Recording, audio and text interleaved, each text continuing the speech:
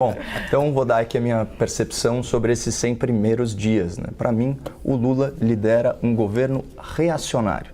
O reacionário é todo aquele que deseja regressar a um estado anterior das coisas. O reacionário, por definição, é aquele que reage ao novo. E muitas vezes, ainda que uma novidade seja benéfica, o reacionário ele se mostra avesso a ela, seja por ideologia, seja por teimosia ou até mesmo por ignorância. Vou dar um exemplo. Em 2015, que foi o último ano completo do PT à frente do governo federal, as empresas estatais brasileiras amargaram um prejuízo histórico de 32 bilhões de reais. E a população tomou conhecimento de uma corrupção sem precedentes nas companhias públicas, com destaque lá para a ladroagem na Petrobras. Mas se a gente avançar um pouquinho no tempo, mais precisamente para o ano de 2021, a gente percebe que essas mesmas empresas estatais registraram um lucro recorde de 187 bilhões de reais. E a pergunta que se coloca é a seguinte: como que em poucos anos o Brasil saiu de um cenário de prejuízo, de corrupção, para um cenário de lucro e respeito à coisa pública? O que mudou de lá para cá nessas empresas, na Petrobras, na Eletrobras, nos Correios?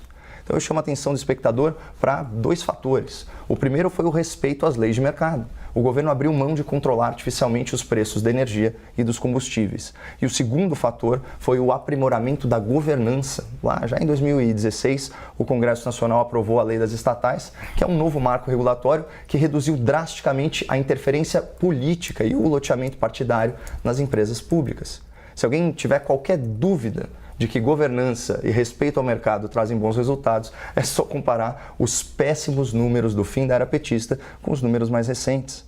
Ainda assim, o que tem feito Lula e a sua base mais aguerrida, mais militante? Além de defender e até prometer a interferência do governo nos preços de mercado, eles têm atuado para desconfigurar, para adulterar, para solapar a lei das estatais.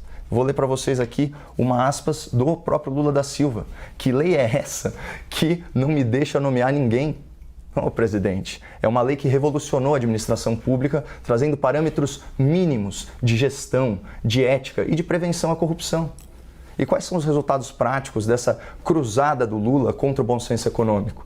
A consequência desse desatino foi muito bem sintetizada nessa reportagem aqui especial do site Poder 360. Isso foi na primeira semana de janeiro. Aspas.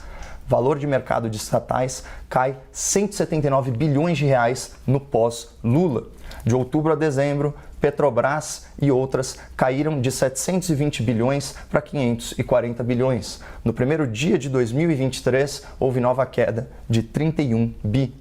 Então, diante de tamanho prejuízo aos cofres públicos, a jornalista e analista aqui da CNN, a Raquel Landim, propôs num artigo uma explicação muito plausível para o que está acontecendo. Aspas, por que Lula se empenha tanto em derrubar o avanço institucional conquistado pelo país, que é a lei das estatais? A resposta é simples, são quase 600 cargos em jogo.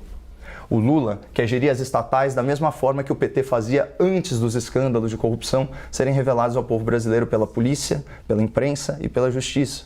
O Lula se mostra avesso ao novo, ele rejeita a novidade que deu certo. Portanto, Lula é hoje um reacionário.